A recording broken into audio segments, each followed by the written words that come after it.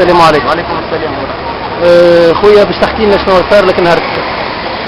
قبل نهار السبت ثم نهار الجمعة. نهار الجمعة تم إيقافي في البلاصة هذيك غادي وين؟ طلعوني. نعم غادي قدام الداخلية. اي قدام الداخلية. قدام الداخلية. انت ليش هبطت؟ نعم انت هبطت معناتها شنو باش تعمل؟ بس باش نوصل صوت. باش توصل صوتك اي؟ باش نقول ليه؟ باش نقول لي رانا احنا مانيش مصدقين، باش نقول لي احنا رانا فايقين بالعمليات اللي قاعدة تصير الكل، فايقين بالمسرحية الكلاسيكية اللي قاعد يعمل فيها السبسي ومتابعه. ونحب نقول زادا اللي رانا مانيش مصدقين واللي رانا مانيش باش نسكتوا. به ندخل في الموضوع. نهار الجمعة تم إيقافي أنا والولاد دوما جروب راديو كلمة. اي ما تمش الاعتداء علي، قعدوا يغزروا لي، خذوا لي كوردوني نتاعي برا واسط. تضربت شوية صحيحة الطلوع نتاع الباقي هذيك حالة معناتها حاجة اوبليجي بالنسبة لي مهم. بالنسبة لي اي فهمتني. ومن بعد نهار السبت من بعد ما صارت بعد ما عملنا مسيرة احتجاجية وقت احتجاجية هربنا معناتها جيت هذيك من قدام خاطر ثم المدرعات نتاع الحرس الوطني تضرب بالغاز.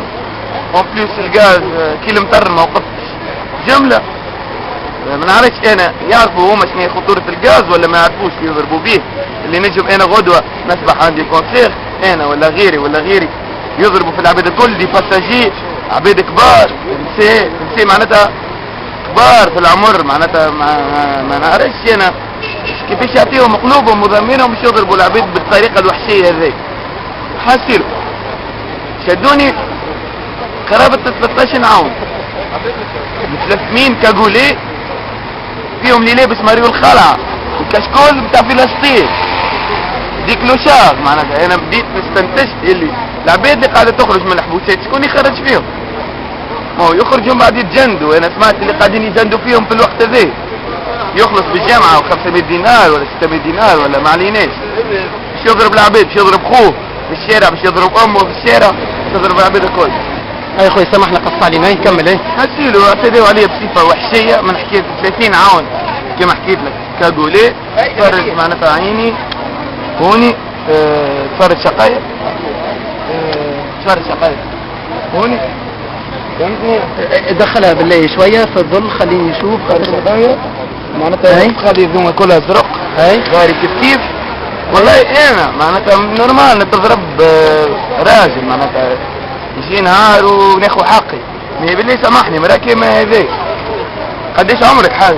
72. امرأة عمرها 72 سنة. قداش من عون يضرب فيك؟ 3 اعوان.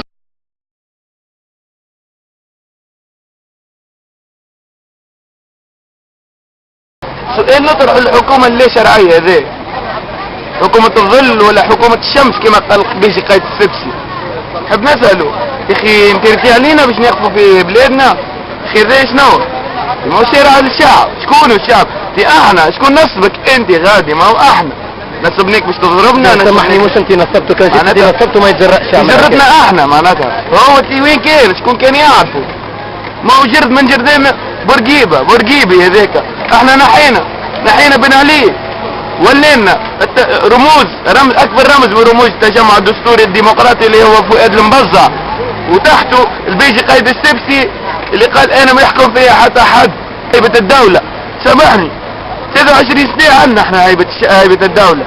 مي وين هيبة الشعب؟ نقول ليه ناكل العصا ما نجمش نتحرك. تشوف فيا